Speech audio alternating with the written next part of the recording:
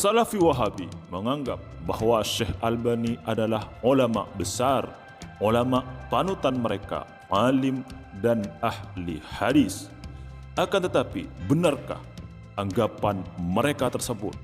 Ketika ditelusuri, ternyata anggapan Salafi Wahabi itu hanya anggapan saja, tidak sesuai dengan fakta dan realita. Karena Syekh Al-Albani sebenarnya bukan ahli hadis sebagaimana ahli hadis para ulama salaf dan ulama ahlus sunnah wal jamaah. Karena Syekh Al-Albani miskin guru dan miskin sanad. Sekarang kalau kayak Albani itu, coba sebutkan nama gurunya, nggak usah banyak-banyak deh, 5 aja gitu. Nggak ketemu, nggak ada gurunya.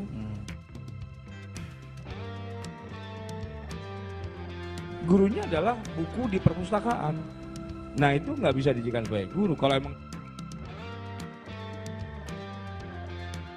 Berikut inilah penjelasan dari Kiai Haji Idrus Romli di dalam bukunya Wahabi Gagal Paham, bahwa Syekh Albani bukanlah ulama hadis dan tidak alim sebagaimana ulama-ulama salaf seperti Imam Bukhari, Imam Muslim, Imam Jalaluddin As-Suyuti dan lain-lain. Padahal Salafi Wahabi sangat bergantung kepada Syekh Al-Albani.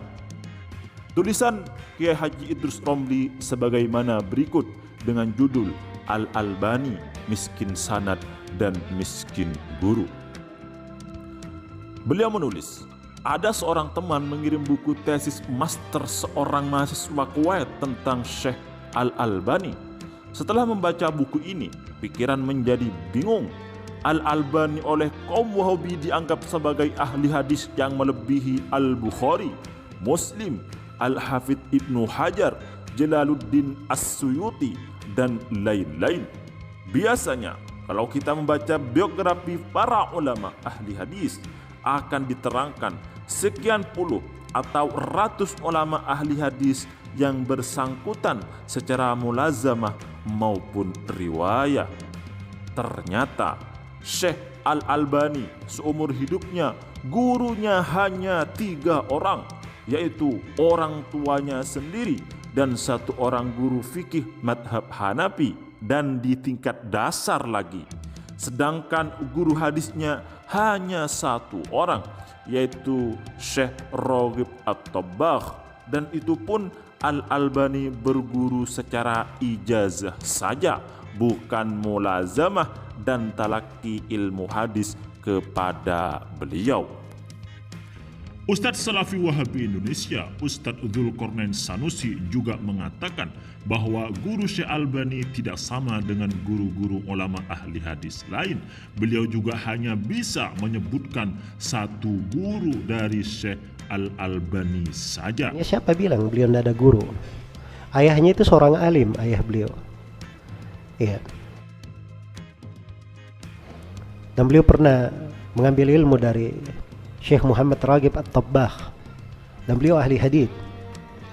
Jelas ya?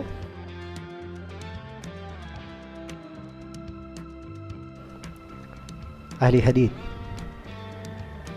Walaupun guru beliau itu tidak sama dengan yang lainnya, lebih banyak gurunya, tapi bukan dikatakan beliau tidak berguru. Beliau itu berguru. Itu sudut yang pertama. Sebagai informasi tambahan, berikut kami sisipkan tanggapan dan pendapat ulama Ahlus Sunnah wal Jamaah Indonesia. Syekh Albani itu termasuk ulama Wahabi. Karena ulama Wahabi, ya Ahlus Sunnah jangan merujuk pada beliau, harus merujuk kepada sesama Ahlus Sunnah.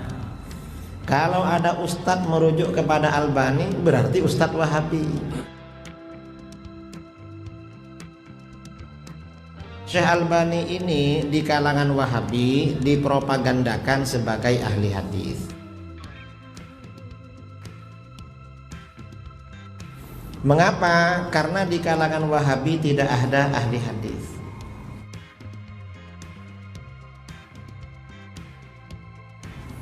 Dan Syekh Albani ini belajar hadis tidak kepada guru, tetapi secara otodidak.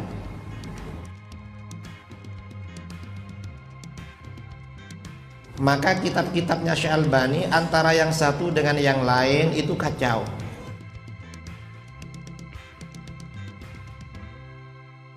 Dalam kitab ini bilang hadis ini sahih, kitab satunya bilang dhaif.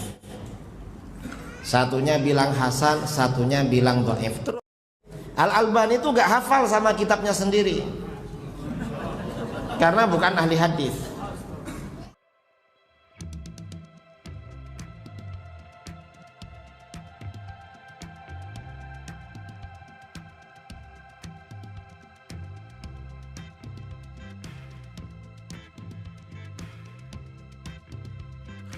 Ketika kita melihat misalnya ketika Syekh Al-Albani berfatwa, ternyata fatwa beliau penuh dengan kerancauan dan bertentangan dengan hati nurani umat Islam.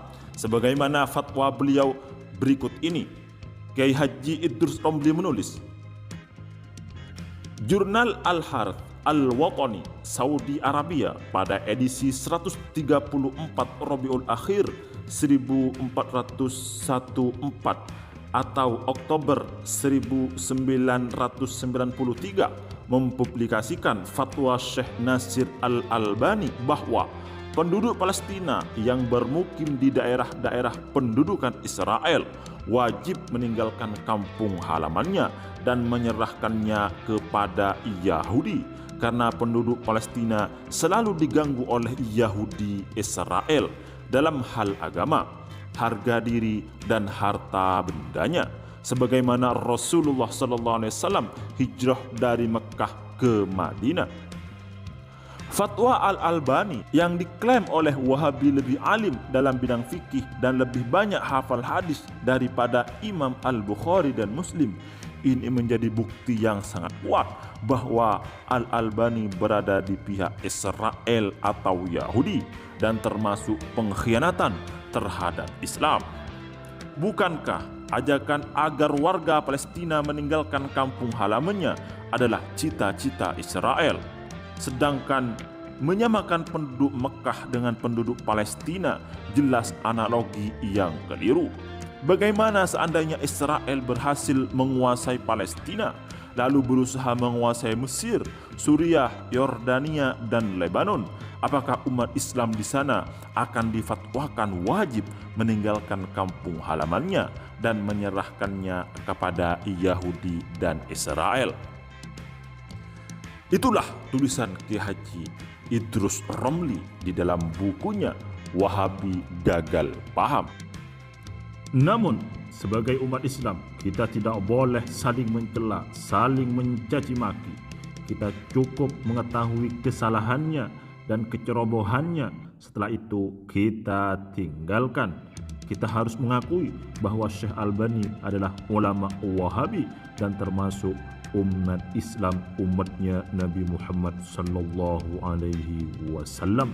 Mudah-mudahan kita semua mendapatkan ridho Allah. Sekaligus sebagai informasi tambahan, berikut saya sisipkan video dan perkataan dari Ustadz Abdus Somad, Ustadz Ahlus Sunnah wal Jamaah dari Indonesia. Karena banyak di internet keburukan Albani yang saya temukan. Saya tidak memposisikan Syekh Albani sebagai iblis, tapi saya juga tidak menempatkannya sebagai malaikat. Dia manusia, yukhti wa yusib.